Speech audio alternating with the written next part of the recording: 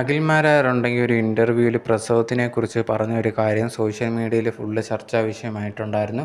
സ്ത്രീകളൊക്കെ ഇതിനെക്കുറിച്ച് ഒപ്പീനിയനായിട്ട് കമൻ്റായിട്ടും വീഡിയോസായിട്ടൊക്കെ ചെയ്തിട്ടുണ്ടായിരുന്നു. എന്താണ് ഈ അഖിൽമാരാർ പറയുന്നത്, എന്താണ് ഇതുപോലത്തുള്ള മണ്ടത്തരങ്ങൾ വിളിച്ച് പറയുന്നതിന് മുമ്പ് ഒന്ന് ആലോചിക്കണ്ടേ എന്നുള്ള രീതിയിൽ തുടങ്ങിയിട്ട് കുറേയധികം സോഷ്യൽ മീഡിയയിൽ അഖിൽമാരാർക്കെതിരെ നെഗറ്റീവായിട്ട് പോസ്റ്റുകളൊക്കെ കണ്ടിട്ടുണ്ടായിരുന്നു. ഇപ്പം ലേറ്റസ്റ്റായിട്ട് അഖിൽമാരാർ തന്നെ ഫേസ്ബുക്കിലൂടെ ഇതിലെ പ്രതികരിച്ചിരിക്കുകയാണ്. പോസ്റ്റാണ് ഇട്ടേക്കുന്നത്.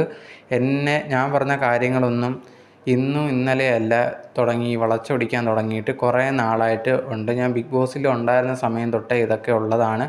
ഞാൻ പറഞ്ഞ പല കാര്യങ്ങളും, ഞാൻ ചെയ്ത പല കാര്യങ്ങളും കുറേയധികം പേര് വളച്ചൊടിച്ചിട്ട് എനിക്കെതിരെ ആക്കാൻ ശ്രമിച്ചിട്ടുണ്ടായിരുന്നു. പക്ഷെ അന്ന് പോലും ജനങ്ങൾ എൻ്റെ കൂടെ നിന്ന് എന്നെ ബിഗ് ബോസിൽ ജയിപ്പിച്ചിട്ടുണ്ടായിരുന്നു.